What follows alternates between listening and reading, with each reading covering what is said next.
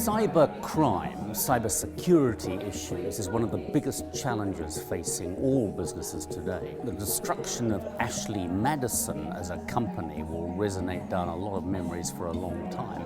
Not just a source of huge personal embarrassment, but also a company blown out of the water. And President Obama, just in the last few weeks, has been talking to the Chinese premier about the Chinese cyber attacks on the United States. We've gathered together a group of much smaller businesses which have to face the challenges of cybersecurity every day. Well, thank you all very much for being here. In 2013, nearly half of all SMEs said they'd been a victim of cybercrime, and I suspect the figure has risen since then.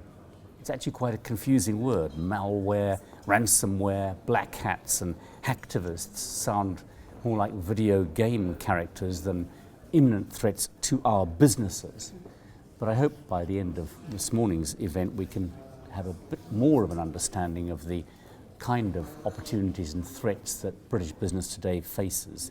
With that in mind, I'll hand over to Matthew Webb, who's Head of Technology, Cyber and Data at Hiscox. Matt, over to you. Hiscox published a study earlier this month, and part of that is it's called the DNA of an Entrepreneur, and it looked at 4,500 SMEs across Europe, with over 1,000 from the UK, and part of the study looked at cyber risk. And one of the interesting things that I took from that was that from when we did the study in 2012, the concern around cyber risk, cyber crime and hacking has actually quadrupled. So it would be interesting to hear your thoughts in and around that. Ours is an interesting one because we hold so much data on our customers. So we set up limited companies, we've got almost 8,000 customers. So we have 30 to 50 pieces of information per director of each of these companies. So our approach has been interesting. Hire someone who thinks like a hacker. We have to look from the point of view of staff, as you've said, but also from our customers' employees. It's not just about making sure your systems are secure, but making sure that your employees understand and are well trained in how to protect your data, or the data that they're working with, your customers' data. Because of the size we are, we've looked at the third parties that we're working with. So we use a lot of cloud-based software for our data.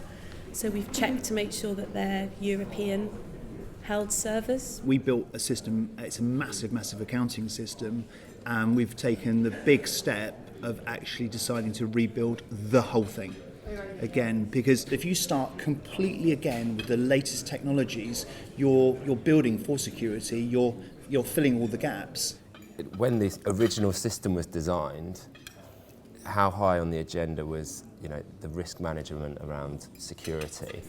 Well, having done one startup before, Pure 360, an email marketing firm, it was super high on the agenda. So it was an enterprise Java system, which is what the banks program in. So it's super secure in its own right. I actually have been a victim personally of sort of a hacking. This goes back quite a few years before I think people were more aware of the information that you should share and the emails that you may get from your financial institutions. So I got a very official looking email and provided the information that they requested and never really thought about it until I went to the cash point the following day and there was no money in there. The organisations we had and the individuals around the table is very representative of what we've seen in various surveys that are published. Some saying that 90% of large organisations and 74% of small businesses have suffered a cyber crime. How else have businesses protected themselves? I mean, what else have you put in place to guard against these sorts of things? If you're using third-party servers, perhaps looking at the company that's providing those servers, if they're in the UK or in Europe, are they certified? If they're somewhere like the US, are they what's called safe harbour servers?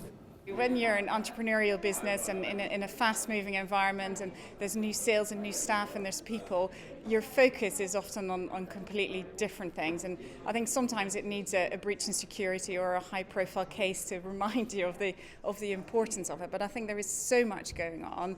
It is difficult to prioritise it over some of the other things that we do. You still got to get some external opinion, so it's called a pen test, a penetration test. That you hire like a consultant out there, and you go, be as nasty as you want, really go for it, and then you get all the feedback from them. And if my internal guy's missed a few things, he's like kicking himself. But that's the idea. You've got to keep doing that. While we're on the risk management subject, just around the government initiatives to assist companies. And so, 2011 saw the launch of the National Cyber Security Strategy.